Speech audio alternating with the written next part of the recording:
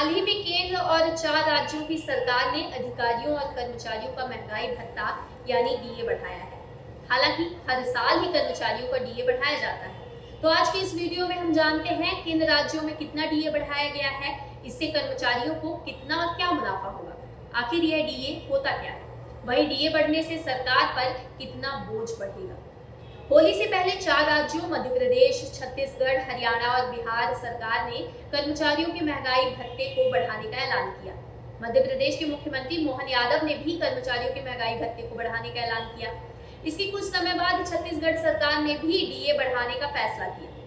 राज्य के कर्मचारियों को अब महंगाई भत्ता 4% बढ़ाकर दिया जाएगा। मध्य प्रदेश सरकार ने शुक्रवार को कर्मचारियों को 4% अतिरिक्त में महंगाई भत्ता यानी डीए देने के आदेश जारी कर दिए हैं। प्रदेश में 42% डीए था, जो अब बढ़कर 46% हो गया है। जुलाई 2023 से यह मुनाफा मिलेगा। इसका लाभ 4,50,000 से अधिक कर्मचारियों को होगा। जारी आदेश में बताया गया है कि बढ़ा हुआ महंगाई भत्ता 1 जुलाई 2023 से फरवरी 2024 तक का एरियर 3 समान किश्तों में मिलेगा। यह अप्रैल से लागू होगा। यह कदम लोकसभा चुनाव से ठीक पहले उठाया गया, जिसकी तारीखों का ऐलान शनिवार को हुआ है। आपको बताएं, राज्य कर्मचारियों की डीए हाइक की मांग पुरानी है। केंद्रीय कर्मचारियों से डीए में 4% पीछे थे। हालांकि केंद्र ने हाल ही में अपने कर्मचारियों का 4% डीए और बढ़ा दिया। ऐसे में नए डीए के बाद भी राज्य के कर्मचारी केंद्र की तुलना में 4% पीछे ही है। राज्य सरकार के शासकीय अधिकारी और कर्मचारी काफी समय से केंद्र सरकार के बराबर यानी 50% महंगाई भत्ता देने की मांग कर रहे थे। हालांकि 4% महंगाई भत्ता देने से सरकार के खजाने पर हर महीने 160 करोड़ रुपए का बोझ आएगा।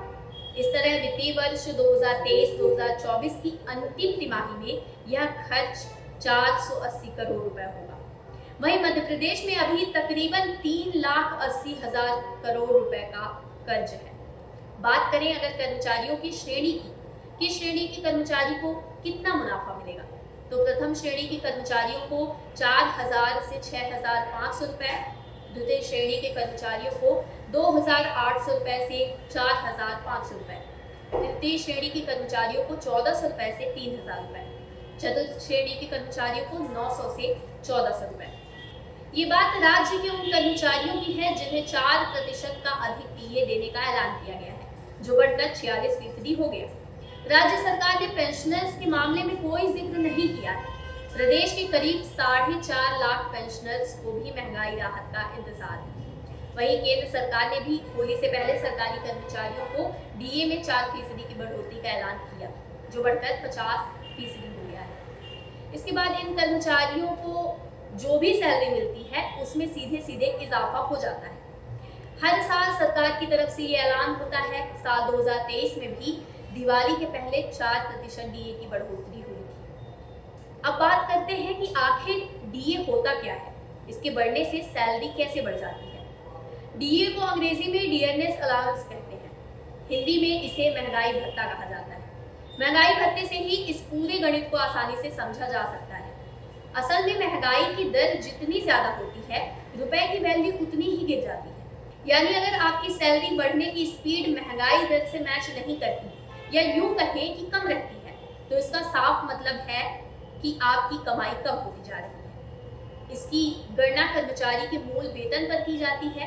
महंगाई भत्ते की गणना के लिए एक फॉर्मूला तय किया गया है, जो उपभोक्ता मूल्य सूचकांक यानी सीपीआई द्वारा निर्धारित किया जाता है।